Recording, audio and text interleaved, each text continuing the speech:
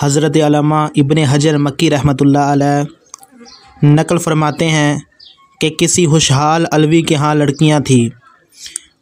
وہ مر گیا تو شدید فکر و فاقہ نے ان کے ہاں ڈیرے ڈال دیے، یہاں تک کہ انہوں نے جگ ہنسائی کے خوف سے اپنے وطن سے ہجرت کی اور ایک شہر کی متروکہ مسجد، یعنی جس میں لوگوں نے نماز پڑھنا چھوڑ دی تھی، اس میں داخل ہو گئے۔ ان کی ماں نے انہیں وہاں چھوڑا اور خود ان کے لیے رزق کی تلاش کرنے کے لیے نکل کھڑی ہوئی۔ وہ شہر کے ایک مسلمان رئیس کے پاس سے گزری اور اسے اپنا حال بیان کیا، لیکن اس نے تصدیق نہ کی اور کہا مجھے اس کی دلیل پیش کرو۔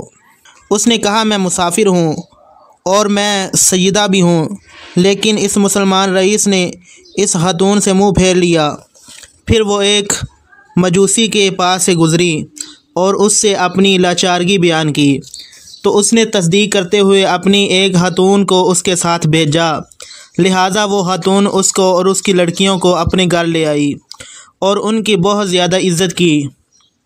جب نصف رات گزر گئی تو اس مسلمان نے خواب دیکھا قیامت قائم ہو چکی ہے اور نبی اکرم شفیع معظم صلی اللہ علیہ وسلم کے سر پر لواء الحمد یعنی حمد کا جھنڈا ہے، اور آپ صلی اللہ علیہ وسلم کے قریب ہی ایک عظیم الشان محل ہے۔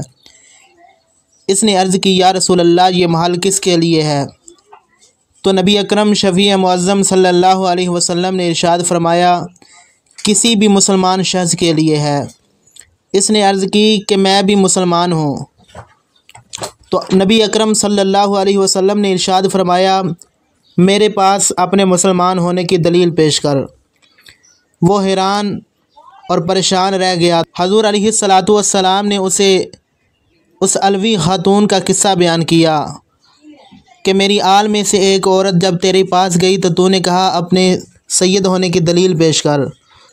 چونکہ وہ آدمی اس علوی خاتون کو دھتکار چکا تھا، لہٰذا شدت غم و الم سے بیدار ہوا اور انہیں تلاش کرنا شروع کر دیا، یہاں تک کہ اسے ایک مجوسی کے گھر میں اس کے موجود ہونے کا پتہ چلا۔ پس اس نے مجوسی سے مطالبہ کیا، لیکن اس نے انکار کر دیا اور کہا مجھے اس کی برکات حاصل ہو چکی ہیں۔ مسلمان نے کہا یہ 1000 دینار لے لو اور وہ علوی خاتون میرے حوالے کر دو، لیکن اس مجوسی نے پھر بھی انکار کر دیا۔ تو مسلمان نے اس مجوسی کو ایسا کرنے سے متنفر کرنے کی کوشش کی، لیکن اس مجوسی نے اس سے کہا جو تم چاہتے ہو، میں اس کا زیادہ حقدار ہوں، اور وہ محل جو تم نے خواب میں دیکھا ہے میرے لیے بنایا گیا ہے۔ کیا تم مجھ پر اپنے اسلام کی وجہ سے فخر کرتے ہو؟ اللہ رب العزت کی قسم میں اور میرے گھر والے اس وقت تک نہیں سوئے جب تک کہ اس علوی خاتون کے ہاتھ پر اسلام قبول نہ کر لیا، اور میں نے بھی تمہاری خواب کی طرح خواب دیکھا، اور مجھ سے رسول اللہ صلی اللہ علیہ وسلم نے استفسار فرمایا علوی خاتون اور اس کی بیٹیاں تیرے پاس ہیں؟ میں نے عرض کی جی ہاں یا رسول اللہ صلی اللہ علیہ وسلم۔ تو نبی اکرم صلی اللہ علیہ وسلم نے ارشاد فرمایا یہ محل تیرے اور تیرے گھر والوں کے لیے ہے۔ آخرکار وہ مسلمان چلا گیا اور اس کے حزن و ملال کو اللہ رب العزت ہی جانتا تھا۔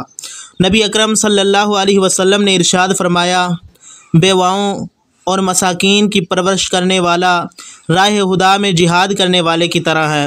حضرت ابو ہریرہ رضی اللہ تعالیٰ عنہ فرماتے ہیں میرا گمان ہے کہ نبی اکرم صلی اللہ علیہ وسلم نے ارشاد فرمایا اور اس قیام کرنے والے کی طرح ہے جو سستی نہیں کرتا، اور اس روزے دار کی طرح ہے جو افطار نہیں کرتا۔